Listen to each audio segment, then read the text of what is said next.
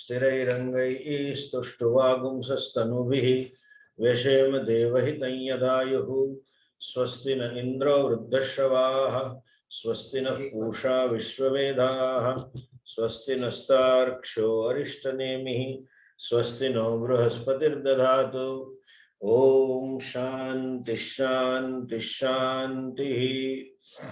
ओम नमो ब्रह्मादिभ्यो ब्रह्म विद्या संप्रदाय कर्तृभ्यो वंश ऋषिभ्यो महद्भ्यो नमो गुरुभ्यः। सर्वोपप्लवरहितः प्रज्ञानघनः प्रत्यगर्थो ब्रह्मैवाहमस्मि। ओम शांति शांति शांति। श्रुतिस्मृतिपुराणानाम् आलयं करुणालयं नमामि भगवत्पादं शंकरं लोकशंकरं। शंकरं शंकराचार्यं केशवं बादरायणं सूत्रभाष्यकृतौ वन्दे भगवन्तौ पुनः पुनः।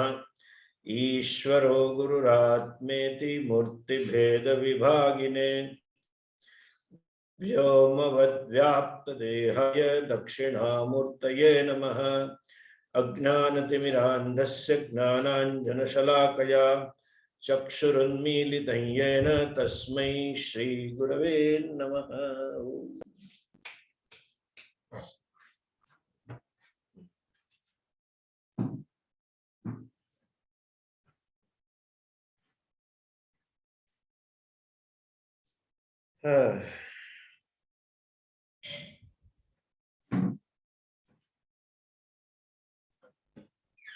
There are 2-3 questions. I'll deal with them first and then start this new section.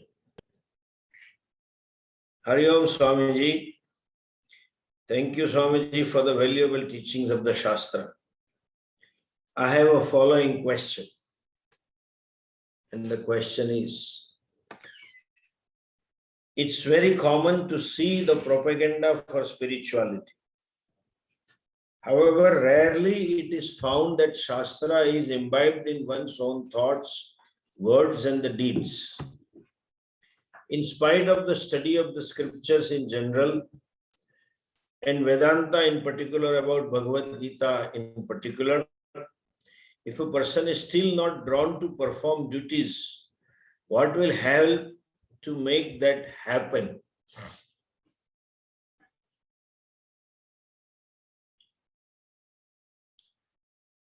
There are two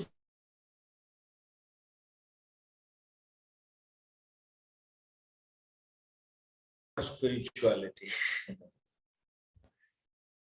Well, it can be well-meaning propaganda also. Let's not look at it just other way.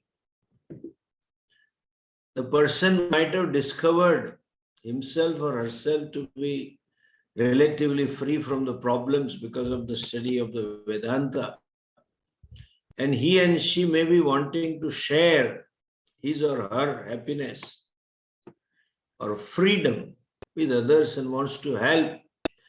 And therefore one may do it genuinely, so-called propaganda.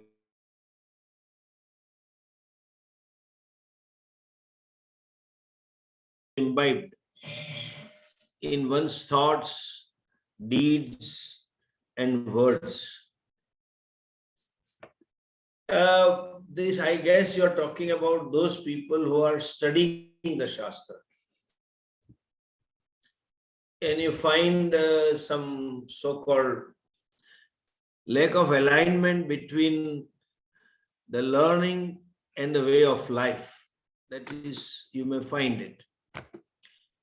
That to find such a thing is to some extent natural also, especially in the modern times.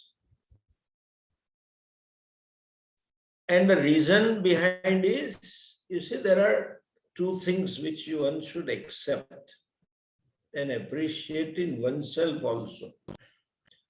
There are two Vyavaharik realities with reference to myself. Realities which I have to address As I said,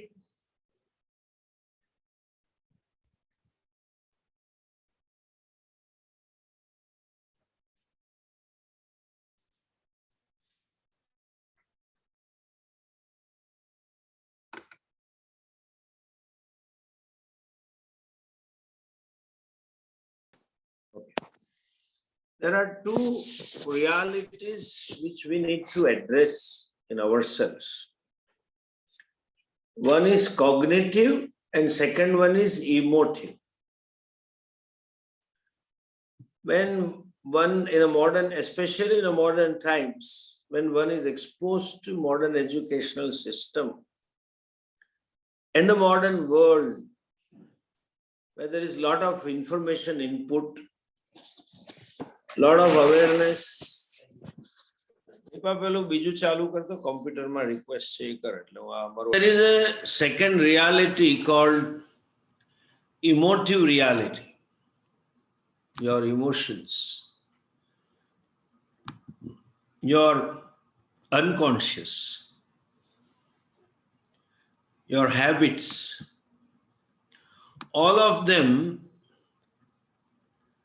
play an important role in Vyavhara. And quite sometimes that emotive aspect of the personality is very powerful. And that emotive aspect overpowers the cognition. One may change cognitively. His or her understanding might have changed. Maybe having a lot of clarity about the change. Yes, this is the truth and this is how it should be. Then there are twofold situations. Typically, I know, but that typical South Indian, but I know and but. So there is a cognitive awareness, but emotive awareness is so powerful that it hijacks or it overpowers or it shadows your understanding. In the light of teaching, your understanding might have changed. Because of one Shraddha on Guru and little commitment to study, might have helped the person to understand the things clearly. Sometimes very clearly. He or she may know it. Knows it, this is how it is. But then, when it comes to Vyavhara, there are certain situations wherein one is very vulnerable. He or she gets carried away. That unconscious, those hidden, unprocessed emotions, unprocessed reactions, pain, overpower, and just does opposite to one's own wisdom. Sometimes there is an awareness also, but still the force of the unconscious is so much that one has to succumb to it. That is where I talked about bhattu, typical bhattu. More often than not, that unconscious overshadows the conscious being. And being unconscious, it is unmanifest. Being unmanifest, you don't know.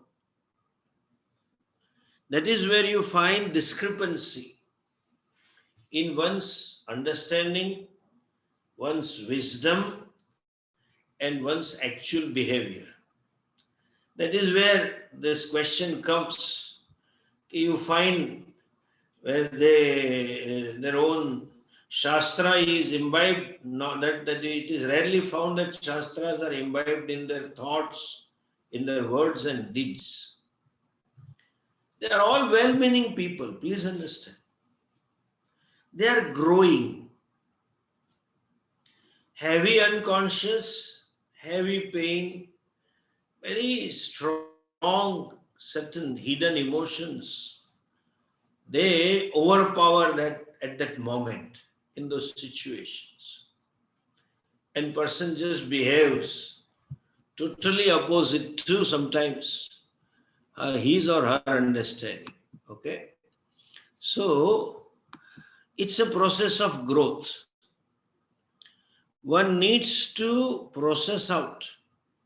One needs to address, one needs to look at oneself. This is called Nidhyasana. When you see the discrepancy or you find that Shastras are not imbibed, as you may call it, but that's not the right way, popularly called as they have intellectual knowledge. Swamiji was telling very truly, okay, there is no other knowledge. It is always, knowledge is always intellectual. And I added to that, okay, there is no intestinal knowledge anyway. Intestinal knowledge is not there. All knowledge is only intellectual only. So it's wrong to say that intellectual knowledge is there. It is there. Cognition has changed. But then the Guru addresses primarily the cognitive part. And in the teaching, so many things are talked about emotive part also. It is not that one way. It is a holistic teaching. But then because of sharpness of buddhi, because of the background, modern education, exposure, etc., cognition changes takes place faster. And if the person is a together person, Yuktatma, that Gita ji often uses the word Yukta person, then change in cognition will also impact or bring about changes in emotions also. The person will substantially change. His or her unconscious would be addressed and behavior would be in alignment with cognitions. But then when you say hardly you see this, means there is no alignment between one's own cognitions and one's own emotions. Like simple, childhood. The parents are always shouting and angry on the child. Every child interprets in his or her own way, may have his or her own requirements. The child has an emotional requirement to have parents. And the parents, I want parents who are pleased with me, who are happy with me. And so whatever work they say, he or she does it very sincerely, expecting some appreciation, some recognition, some love. Not meaning anything, parent think he is a disciplined child. What is there to express it out? Typical Indian parents. And they may not say anything. So there is always anxiety inside, whether are they pleased or not, are they happy or not.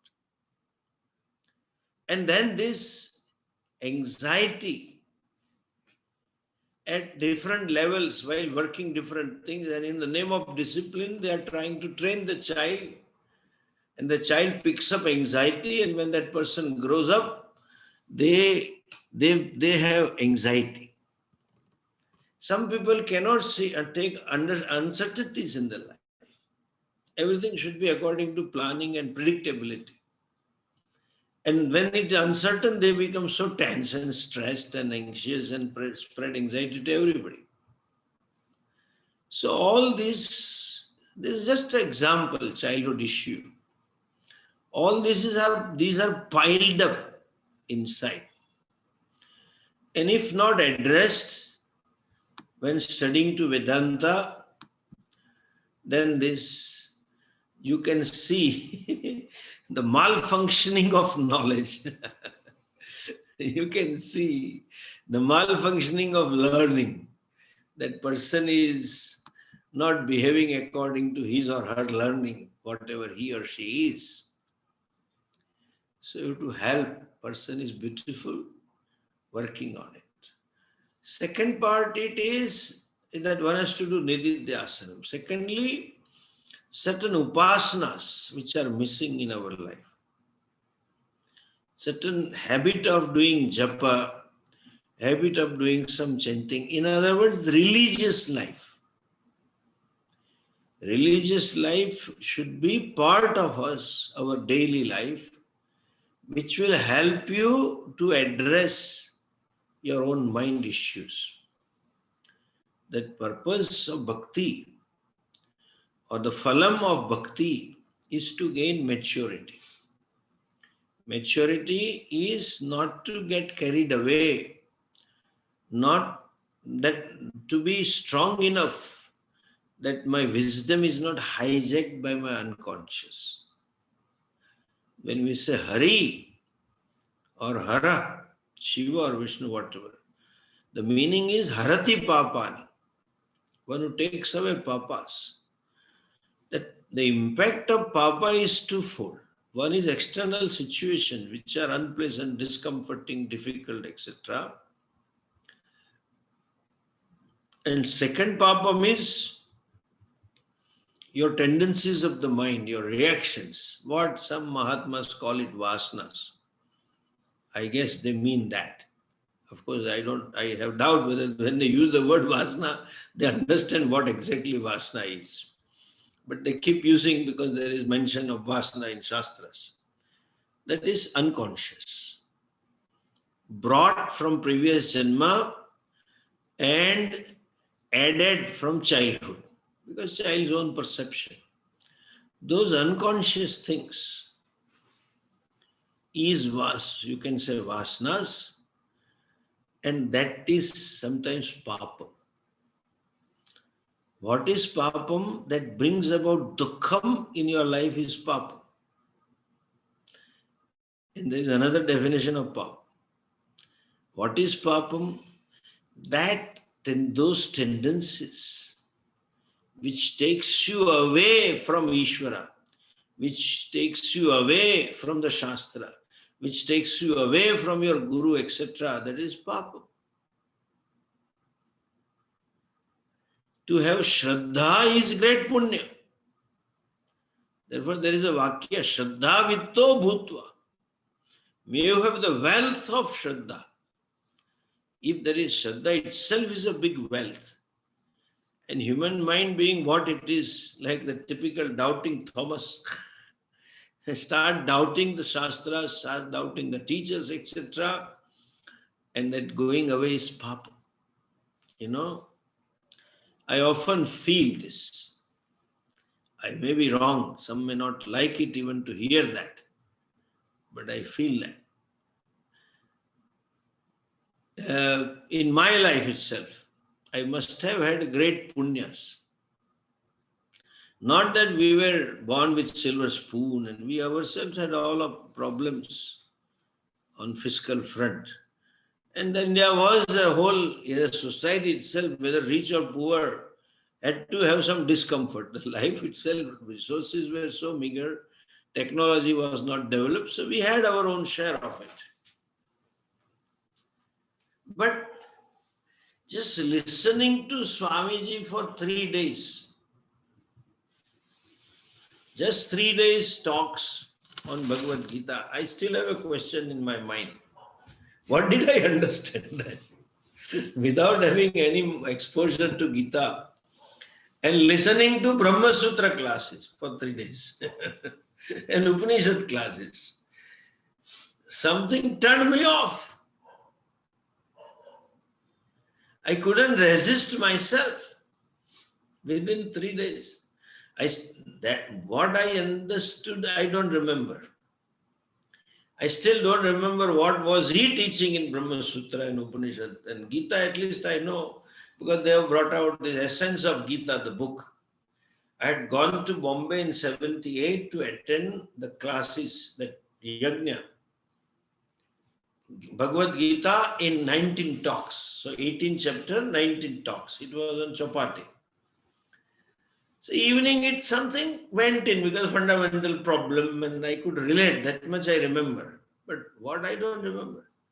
But I very vividly remembered that on the 4th day I said to Swamiji, I want to stay back here and don't want to go back. Huh? His expression. I remember his expression. And for a minute he was just quiet. That must be great punya. Some Purvajanma punya. That Shraddha suddenly came out. Mukshutvam came out. Virakti came out. You as a young man, you always have your own plans and things like ambitions and things to do list and agenda in life and all that. Suddenly everything just dropped. And vice versa, I have seen people. There were fellows who knew Swamiji earlier than me.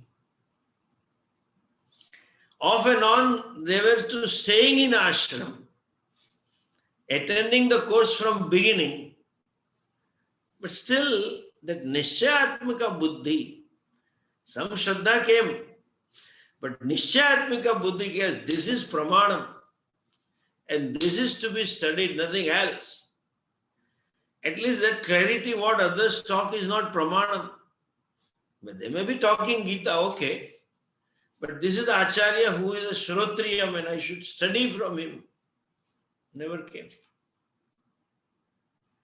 Those guys attended in my course also when I started in 80. So some papa. You have the Guru in front of you. And that Nishayatmika Buddhi, the clarity about the goal and the means, doesn't come to you. And you don't have Shraddha and still look around for something here, this, that, and think that may be good. And then or a typical, our Gujarati Udhya attitude, this is good, that is good, everything is good. That doesn't work. Everything is good, but this is only truth. That clarity should come. That's a grace. So, Papa means that one doesn't have enough Shraddha. One doesn't have enough clarity about the goal, clarity about the means and commitment to Shastra Pramanam. That might be missing. There may be some other priorities in life.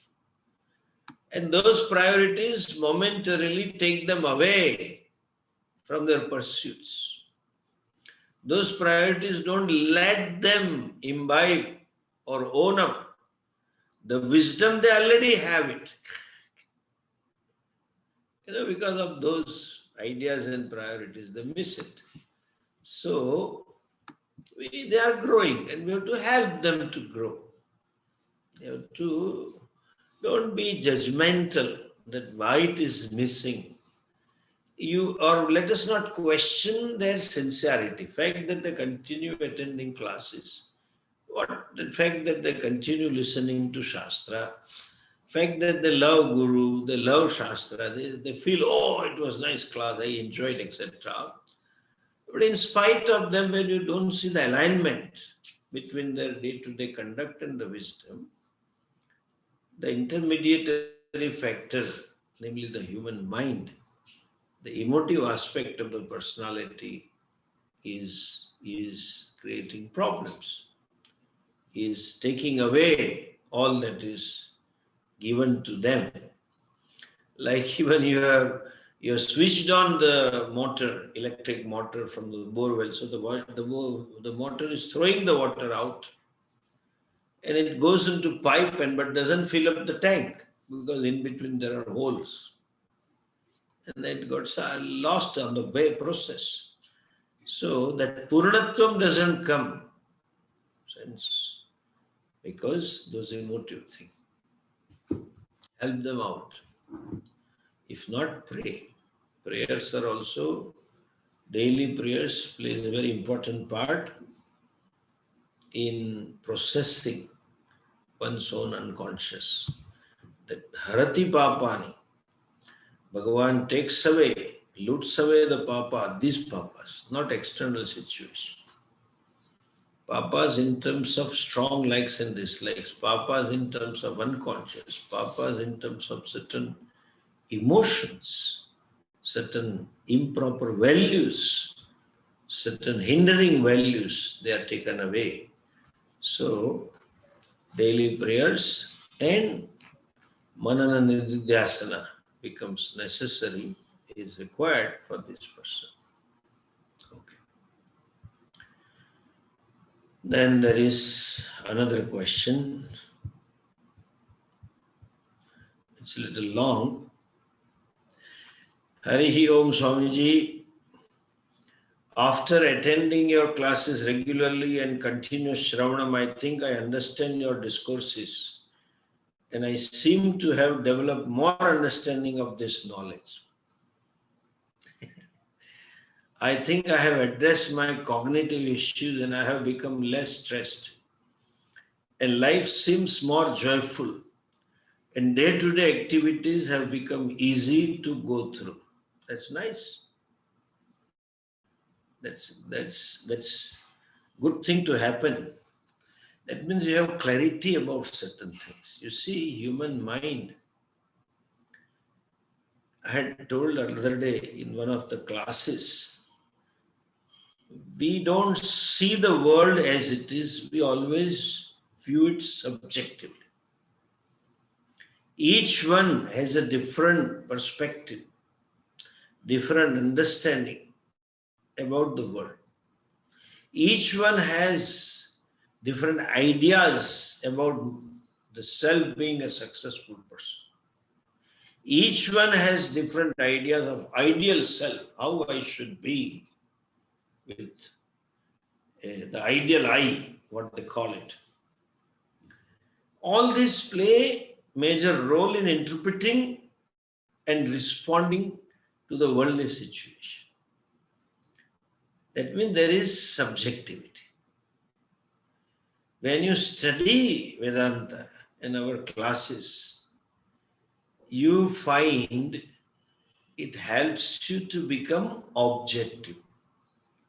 When you say, life seems to be, I have become less stressed and life seems to be more joyful, that means you are learning or you have learned to be more objective. Please understand, the stress comes only when there is anxiety. The state of anxiety results into stress.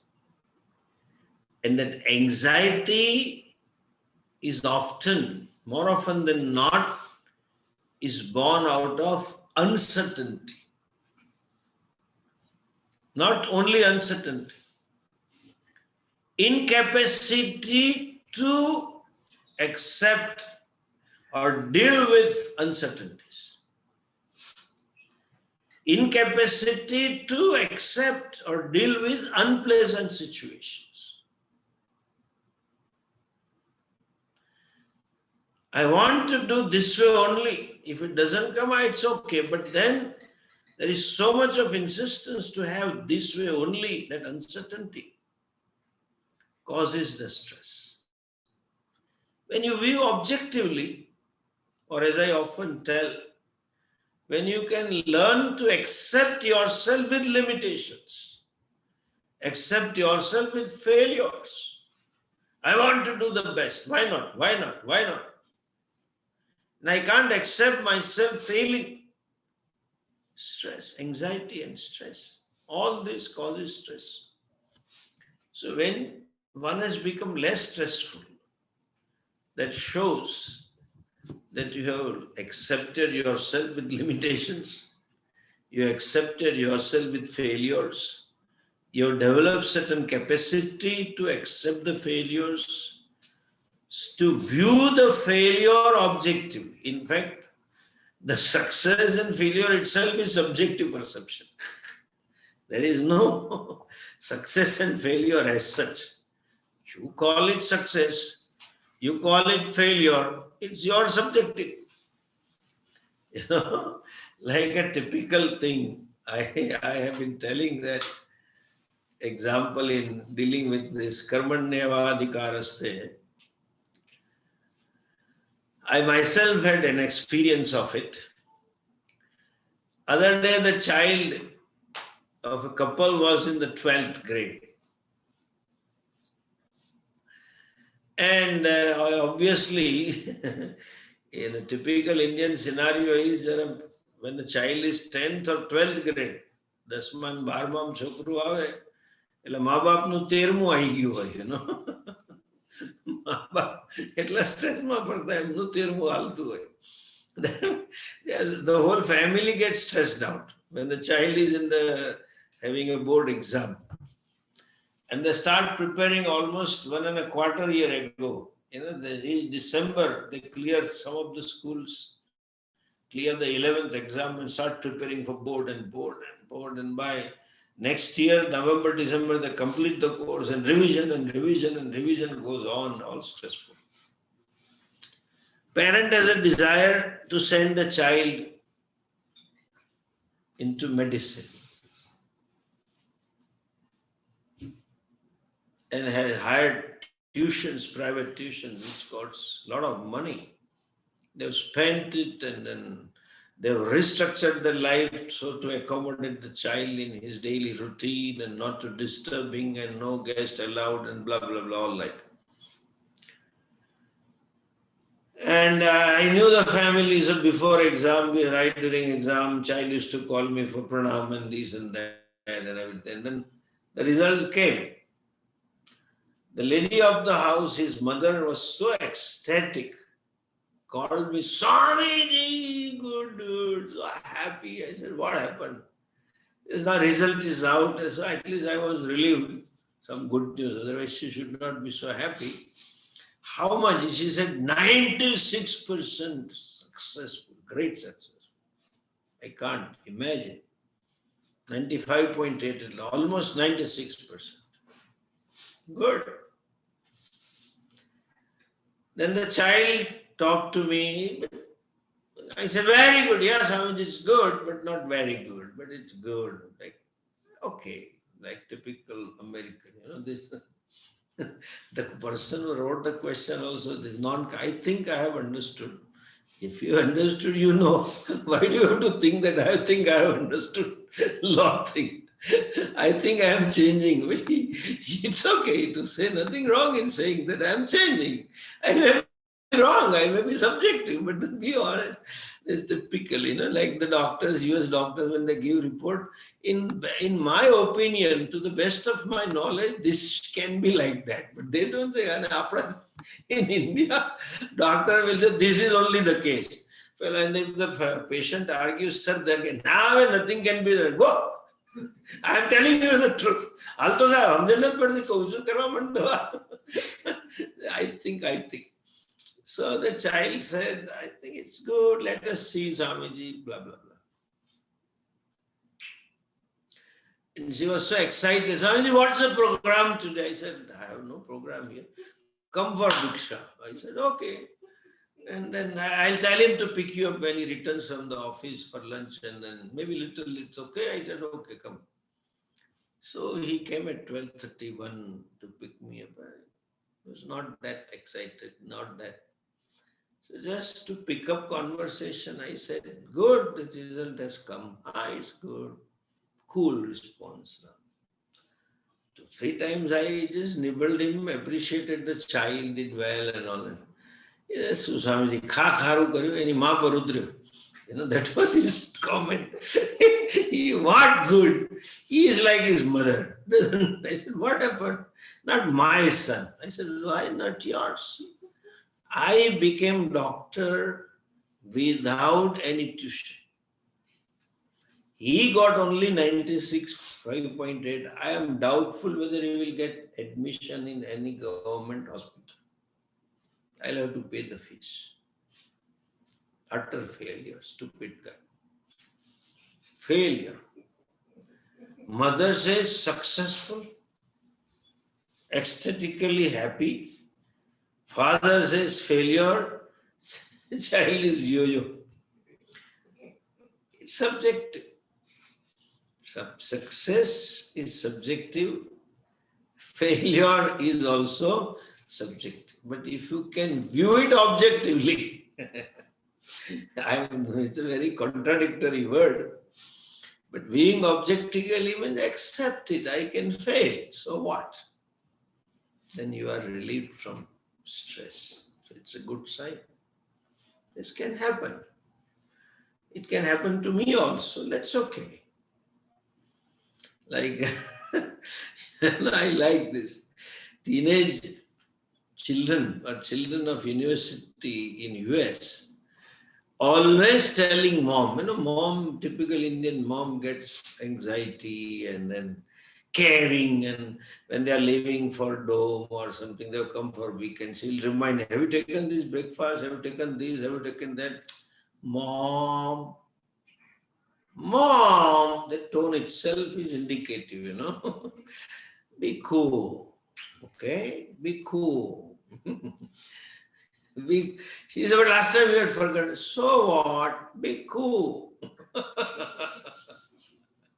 That is objectivity. Be cool.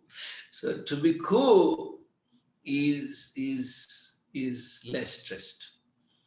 Recently, I went through such experience again. I took up a small challenge at work.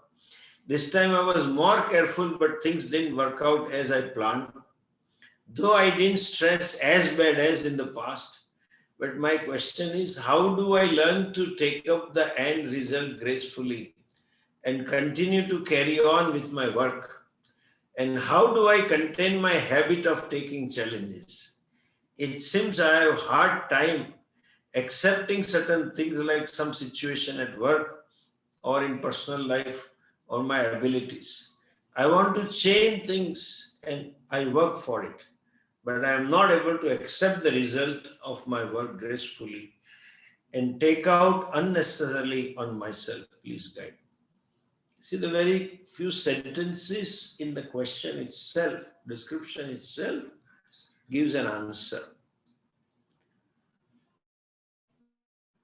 How to contain my habit of taking challenges.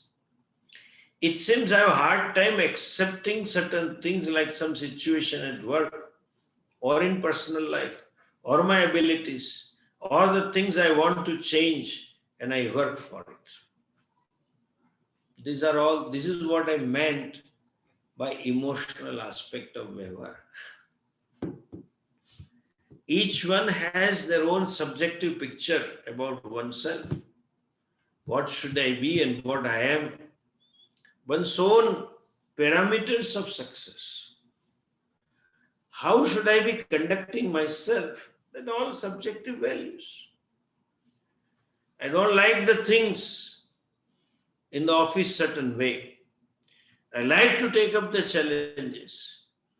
Hard time in accepting certain things like some situation at work. Strong values. In accepting certain things at work is same, that approach of strong values of I must have this. Since you have a strong value for certain situations, certain things to happen, and when it doesn't happen, it's hard time to accept it. Stronger the value, harder it is on you to accept it. This is where in between the Karma Yoga comes in. You have to bring in Ishvara in your own life. One thing, certain attitudinal changes in terms of looking at the results, in terms of looking at those situations. Like when you say, I have a hard time accepting certain things like some situation at work. It's okay, let it be like that. You cannot get into driver's seat all the time. Just be in sometimes passenger seat as well. And let the things unfold by themselves. And the areas where it is not necessary for me to get burnt out myself, we unnecessarily, unknowingly pick up certain projects and justify proper thing and get ourselves burnt. Let there be improper. I cannot change everything in this world. Even Lord Krishna could not change. People like Duryodhana, etc. He could not avoid this Mahabharata. So let it be accepted. This is how it is. More so, this is one thing, this is one aspect of Vairagya. Please look at this. Vairagya doesn't mean just dispassion to some objects and some situations and things like that. That's okay. It's good to have dispassion for sense pleasure and things like that. That is Bhoga Vairagya. There is a Bhoga Raga. There is a Raga for Bhoga, enjoying. But then there is a Karma Raga also. Then there is a Value Raga. I want my place to be clean. In many families I have seen husband and wife arguing with it and blaming. She gets burnt out after a certain age in maintaining the home. The poor fellow, out of love and compassion, keeps telling her, you leave it. I don't want this much cleanliness. I don't want you to cook so much for me. No, you are talking irresponsible. When we are home, we have to keep it clean. Who told you to keep it clean? I can't be irresponsible like you. That's a karma raga. It's not irresponsibility. This is how I like that American approach of downsizing. They downsize their homes. When children are gone to university, this is how it is.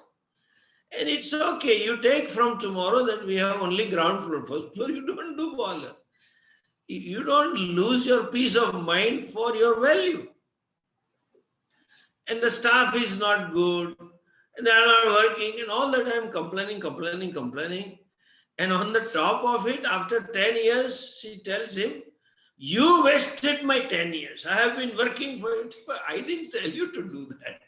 The poor fellow is wondering, how come I am responsible for her wasting her life? I could not do what I wanted to do because I was tied up in daily chores. The poor fellow never asked for anything, not even 2 square meals. He is happy in eating out also. No, we have to cook properly. But why should you? This is karma raga. I don't think it is only with the women. Men has for office. That's a problem here. I have to have this kind of office. I have to do this work. This is my signature project. All kinds of jargons, they use it, The work is my signature, Swami ji. Very good.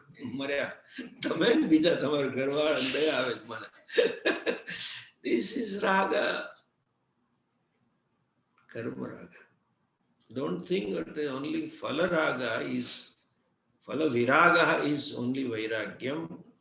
Karma raga. You can't take certain things otherwise. It has to be like this. That's it. Is enough to keep you going. Remember one thing. This is called mumukshutva. You have to prioritize your life. Anything which deviates you, which deprives you from your pursuit of moksha, from doing shravana, manana, nidhyasana, that is raga. Learn to downsize those things. Learn to tailor your life. I had a value, I did that, now no more, full stop. It's nice to have a car. It's nice to have a clean car. Other day I came across one gentleman. he just loves cars and can afford every 6 months, 1 year he buys a high-end car and maintains, loves to maintain, and I could see the joy of moving out in a good car and then in a good shape maintained car. So particular, then he has some special spray. And he says, I don't ask my people to rub the wiper. That spray will remove very small dust particles. Swamiji. There are very minute, some micron, he told me. I said, this is karma raga, you better have it. Some particles, and then you rub it, they create scratches on the glass. So you will not enjoy driving as much as you enjoy on the first day after 1 year because they clean classes like this. So far, so good. But this, I don't get time and the staff is so useful. I have been training them and blah, blah, blah. I said, leave with the chain the glass, buddy. You have a lot of money. You buy 80 lakhs car, chain the glass every year, full stop here. Why waste your head for that? And energy for this. Workers are doing like this and they are doing like this and they don't clean it properly. That you have to downsize.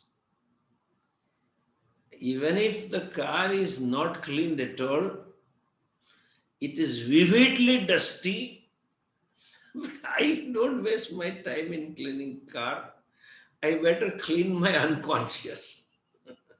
Use the time in that. And then they say, other day we were talking of one couple, and I said, he is very relaxed and he's a typical Gujarati, Larry Lalo, she is very particular. Then the other lady said, Swamiji, if husbands are there, poor lady has to be particular.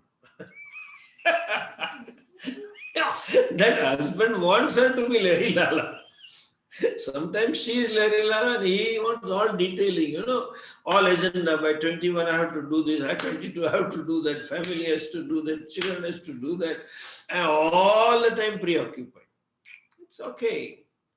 They have their own rekhas and prarabdhas. Accept it and you focus on moksha. That is called prioritizing moksha.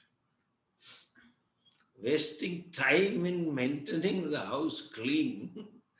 2 hours you spend and then you say, I don't have time to do mananam. That is raga.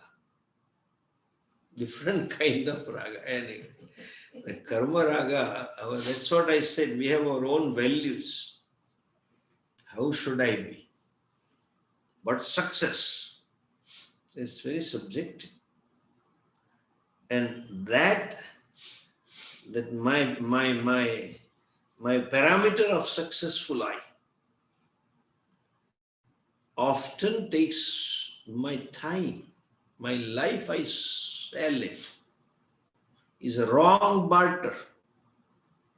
This human life is the rarest of the rarest thing to have.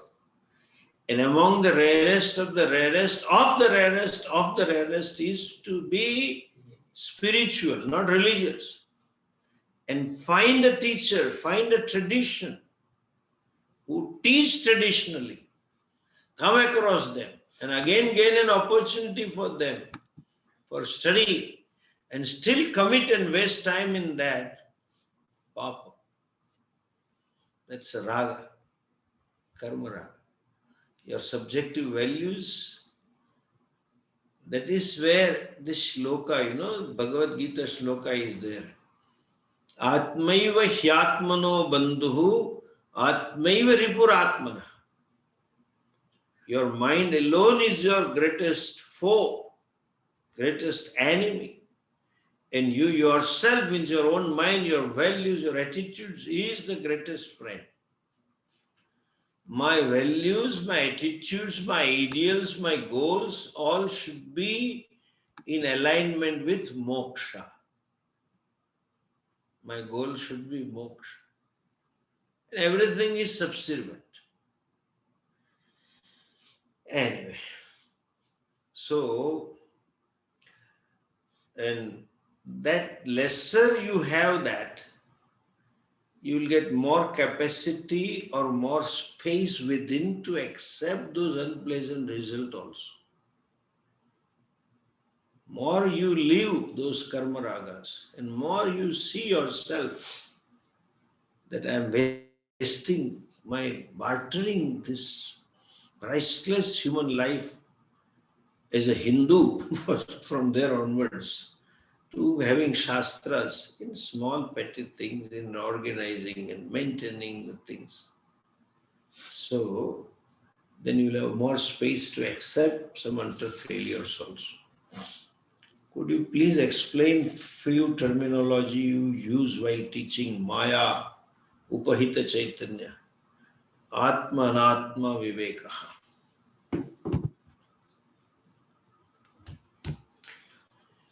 See, other day we said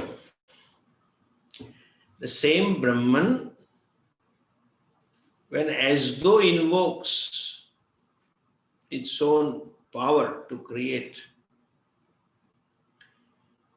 that creative power we call Maya, that it's not a state, but for our explanation I use the word, that state of Brahman, which has invoked the Maya to create, is called Upahita Chaitanya, endowed with as though. Okay, Maya Upahita Chaitanya means Ishvara. Same Brahman assumes the status of Ishvara, for it as though becomes the creator. We have discussed in length, there is no creation, it is only manifestation. Like I as an individual has some power to create or to manifest as many in my dream. But that is invoked, that power is invoked in sleep. And when it is invoked, when I am endowed with that power, I become the Ishvara, I mean Srishti Karta, Srishti Sthiti Karta, and Srishti Laya Karta. Utpatti Sthiti Laya Karta. That is because of my Shakti. So I can be called as Shakti Upahita Aham. Similarly, the consciousness endowed with its unique power called Chaitanya, Maya Upahita Chaitanya. So in a way, Brahman and Ishvara are synonym. In fact, the same Brahman becomes as though becomes or is given the status of Ishvara. The same Ishvara, whom you call Ishvara with Maya, in reality is Brahman only. Nothing like the dreamer I and the consciousness or waker I is the same. I, endowed with the dream power, capacity to create a dream, becomes a dreamer, Ishvara. And without it, I am Chaitanya. Both are same. Often these words are used as a synonym in Shastra also. But you have to see the context. Sometimes there is a differentiation in terms of drawing attention toward the creative power called Maya. So Ishvara is talked as separate, differently from Brahman, but not, they are separate. Is one vastu only. Please attend the Panchadashi classes, that Atma Anatma Viveka is to come. In one word, Atma means I, Anatma means not I. There is a confusion between I and non-I. The non-I is taken as I, and certain attributes or certain characteristics of the I are imputed on non-I. Vice versa. That is called aviveka. Like this body is not I, because body is seen, body is known to me. The knower is always different from the known. Like you see this book, you are the knower, you are different from the book. Gnata is different from the Gneya. Drashta is different from the Drashya. So I am different from body. But somehow I is taken as body. My age, I am male, female, I am Brahmana, Kshatriya, etc. All these I have problems. This I body is taken as I. And I am pure consciousness. Body is inert, but body is taken to be sentient. This is aviveka. B is taken as A, and the characteristics of A are imputed on B. So to discriminate between A and B and understand what B is and what A is, and relationship between A and B is called Atma and Atma Viveka. Here there is slight difference. What is seen is not I. I just now told you, the knower is always different from known. But then, having understood that, you have to go one step further and understand knower is different from known, but known is never away from knower. This is Swamiji's Rishi mathematics, And B is A Amitabh and B the beggar. That's what he says. So the beggar is different from Amitabh, but beggar is not away from Amitabh. That's a very peculiar. That's Viveka complete. The two-step distinguish between what is Atma and Anatma, and secondly, in I and non-I, and so-called non-I is not independent of I. That is Viveka. We'll see, we discuss this in detail in the Panchadashi. That's what the section has begun. Okay, namaste for today, and we will start this next Mundaka from tomorrow. Om Purnamadah Purnamidam Purnat Purnamudachyate Purnasya Purnamadhaya Purnamevavashishyate. Om Shanti Shanti Shanti. Hari Om Shri Gurubhyo Namaha. Hari Om.